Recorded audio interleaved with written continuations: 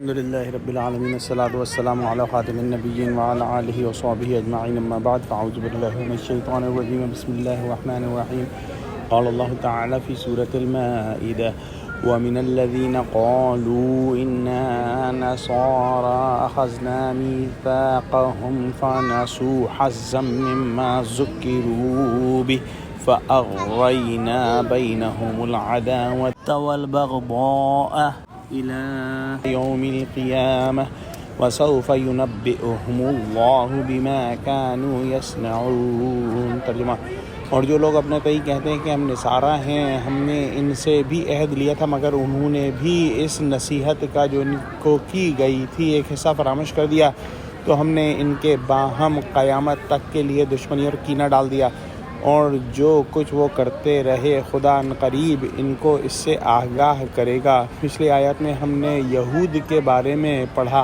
اور اس آیت میں نصارہ یعنی کرسچنز کے بارے میں اللہ سبحانہ وتعالیٰ نے بیان فرمایا۔ نصارہ کا ماخذ یا تو نصر ہے جس کے معنی مدد کرنے کے ہیں، یا ناصرہ کی طرف نسبت ہے جو ملک شام میں ہے۔ اس بستی کا نام ہے جہاں حضرت مسیح علیہ السلام رہے تھے۔ یہود کی طرح عیسائیوں سے بھی عہد لیا گیا تھا، لیکن یہ بھی عہد شکنی اور بے وفائی میں اپنے پیشروؤں سے کچھ کم نہیں رہے۔ انہوں نے بھی ان بیش بہا نصیحتوں سے جن پر نجات اور فلاح کا ابدی مدار تھا کوئی فائدہ نہ اٹھایا، بلکہ بائبل میں نصیحتوں کا وہ حصہ باقی ہی نہ چھوڑا جو حقیقت مذہب کا مغز تھا۔ لہٰذا باہم نصارہ میں یا تو یہود اور نصارہ دونوں میں عداوتیں ہیں، یا پھر نصارہ کے مختلف فرقوں کے جو درمیان عداوتیں ہیں ان کا ذکر ہے۔ ہم نے تاریخ میں دیکھا ہے کہ نصارہ اور یہود میں بہت زبردست اختلافات ہیں، اور اس کی وجہ صاف سمجھ میں آتی ہے۔ نصارہ جس کو نعوذ باللہ خدا کا بیٹا کہتے ہیں یعنی حضرت عیسیٰ علیہ السلام، یہود انہی شخصیت کے بارے میں ولد الزنا جیسی گھناؤنی بات کرتے ہیں، اور ان دونوں مذاہب کے درمیان کسی بھی طرح سے موافقت نہیں ہو سکتی۔ آج کے دور میں جو ہم دیکھتے ہیں وہ اللہ سبحانہ وتعالیٰ کے اذن سے ان دونوں مذاہب کے درمیان ایک وقتی طور پر دوستی ہو گئی ہے، لیکن اگر تاریخ میں دیکھیں تو ان دونوں مذاہب کے درمیان بہت سخت دشمنی رہی ہے۔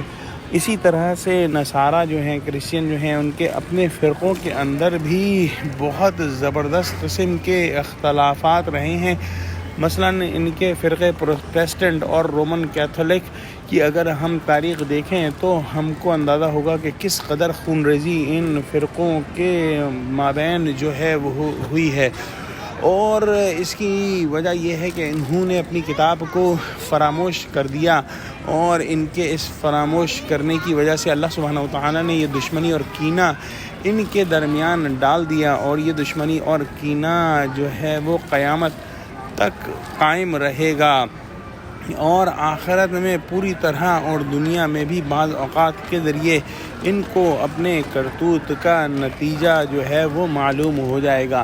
دعا کرتے ہیں کہ اللہ سبحانہ وتعالیٰ ہم کو قرآن کا فہم عطا فرما، اور ہم کو اہل کتاب کی غلطیوں سے سبق سیکھنے والا بنا اور ان کی غلطیوں کو دہرانے والا نہ بنا۔ آمین۔ وآخر دعوانا الحمد للہ رب العالمین۔ السلام علیکم ورحمۃ اللہ وبرکاتہ۔